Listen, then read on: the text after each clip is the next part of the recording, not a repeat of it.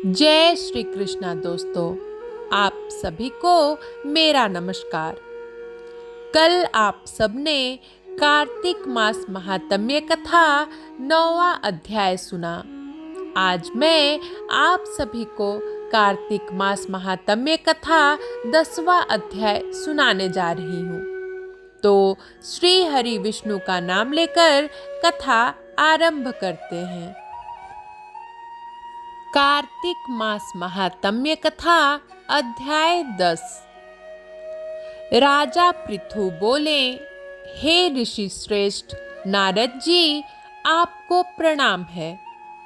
कृपया अब यह बताने की कृपा कीजिए कि जब भगवान शंकर ने अपने मस्तक के तेज को क्षीर सागर में डाला तो उस समय क्या हुआ।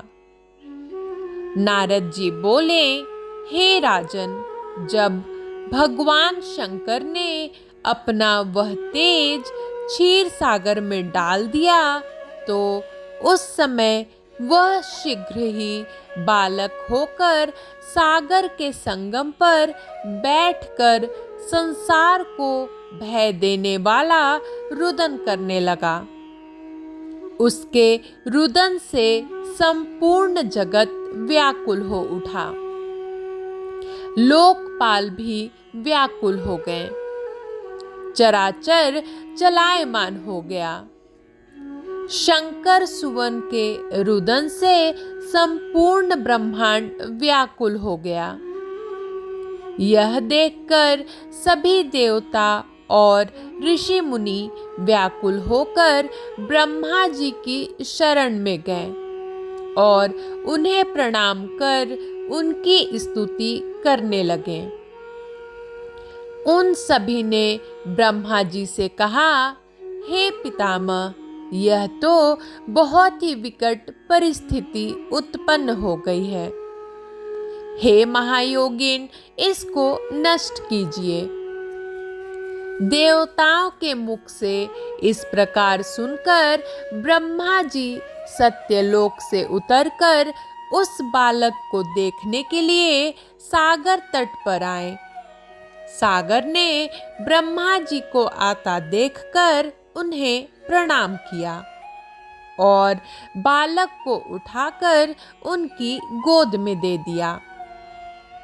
आश्चर्यचकित होते हुए ब्रह्मा जी ने पूछा, हे सागर, यह बालक किसका है? शीघ्रता पूर्वक कहो। सागर विनम्रता पूर्वक बोला, प्रभो, यह तो मुझे ज्ञात नहीं है, परंतु मैं इतना अवश्य जानता हूँ कि यह गंगा सागर के संगम पर प्रकट हुआ है।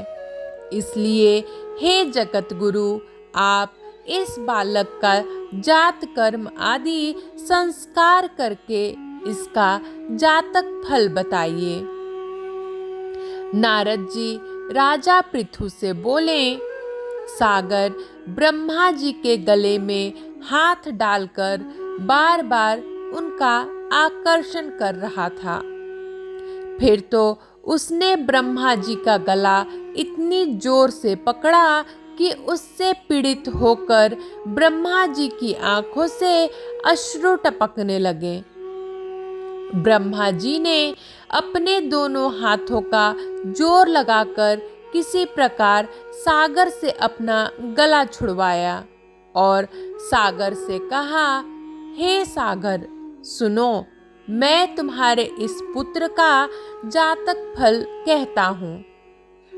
मेरे नेत्रों से जो यह जल निकला है, इस कारण इसका नाम जलंधर होगा। उत्पन्न होते ही यह तरुणावस्था को प्राप्त हो गया है, इसलिए यह सब शास्त्रों का पारगामी, महापराक्रमी, महावीर, बलशाली, महायोद्धा और रण में विजय प्राप्त करने वाला होगा। यह बालक सभी दैत्यों का अधिपति होगा। यह किसी से भी पराजित न होने वाला तथा भगवान विष्णु को भी जीतने वाला होगा। भगवान शंकर को छोड़कर यह सबसे अवध्य होगा। जहां से इसकी उत्पत्ति हुई है यह वहीं जाएगा। इसकी पत्नी बड़ी पतिव्रता, सौभाग्यशालिनी, सर्वांग सुंदरी, परम मनोहर, मधुर वाणी बोलने वाली तथा शीलवान होगी। सागर से इस प्रकार कहकर ब्रह्मा जी ने शुक्राचार्य को बुलवाया और उनके हाथों से बालक का राज्याभिषेक कराकर स्वयं अंतर्ध्यान हो गए। बालक को देखकर सागर की प्रसन्नता की सीमा न रही। वह हर्षित मन से घर आ गया। फिर सागर ने उस बालक का लालन पालन कर उसे पुष्ट किया। फिर कालनेमी नामक असुर को बुलाकर वृंदा नामक कन्या से विधि पूर्वक उसका विवाह करा दिया। उस विवाह में बहुत बड़ा उत्सव हुआ। श्री शुक्राचार्य के प्रभाव से पत्नी सहित जलंधर दैत्यों का राजा हो गया। कार्तिक मास महात्म्य कथा 10वां अध्याय समाप्त होता है। कल मैं आप सभी के लिए कार्तिक मास महात्म्य कथा 11वां अध्याय लेकर आऊंगी। तब तक आप सभी श्री हरि विष्णु का गुणगान कमेंट बॉक्स में करते रहें।